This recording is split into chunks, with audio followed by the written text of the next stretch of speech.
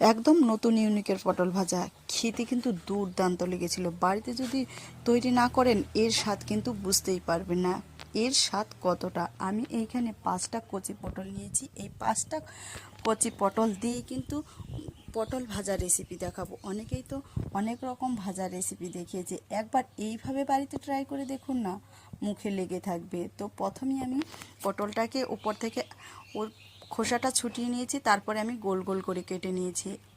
কয়েকটা আমি আলু ব্যবহার করছি, মিডিয়াম সাইজের আলু নিয়েছি, আলুটাকেও আমি গোল গোল করে কেটে নিয়েছি। তো ধুয়ে পরিষ্কার করে নিলাম। কড়াইয়ের মধ্যে আমি দিয়ে দিচ্ছি শুকনো লঙ্কা, কালো জিরে, জিরে আর দিয়ে দিচ্ছি ধনে, দিয়ে দিলাম গোলমরিচ আর দারচিনি। হালকা একটু ভেজেই কিন্তু এটাকে নামিয়ে ফেলতে হবে। যখন একটু ঠান্ডা হবে এটাকে একটু মিহি করে আমি বেটে নেব।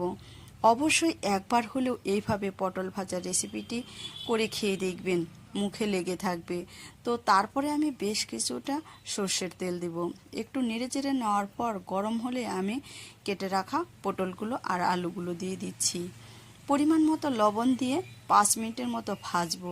আগে লবণটা দিয়েই কিন্তু ভাজবো, পরে হলুদের গুঁড়ো দেব যাতে কড়াইয়ের মধ্যে না লেগে যায়, সেই জন্য আমি পরে হলুদ ব্যবহার করছি। 5 মিনিট পরে আমি হলুদ ব্যবহার করব। হালকা আঁচে ভাজতে হবে, এটা কিন্তু বেশি আঁচে ভাজলে কিন্তু একদমই পটল ভাজা খেতে কিন্তু ভালো লাগবে না, আর এর স্বাদটাও কিন্তু পাওয়া যাবে না। অবশ্যই একবার হলেও এইভাবে করে পটল ভাজা রেসিপিটি খেয়ে দেখবেন, মুখে লেগে থাকবে। তারপরে যে আমি আগে থেকে ভেজে রেখেছিলাম মশলাটা, ওই মশলাটা ভাজা মশলার গুঁড়োটা দিয়ে দিচ্ছি।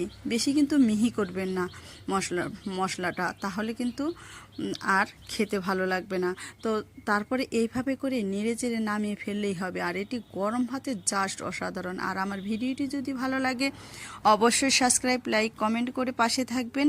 এই যে দেখেছেন তো কতটা লোভনীয় হয়েছিল আর কতটা টেস্ট হয়েছিল, বলে বোঝানো যাবে না। অবশ্যই একবার হলে এরকম সহজ পদ্ধতিতে পটল ভাজার রেসিপি ঝটপট করে বাড়িতে বানিয়ে নিতে পারবেন।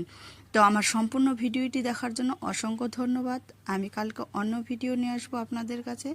ভালো থাকবেন, সুস্থ থাকবেন। এই যে দেখতে পেয়েছেন কতটা লোভনীয় হচ্ছে আর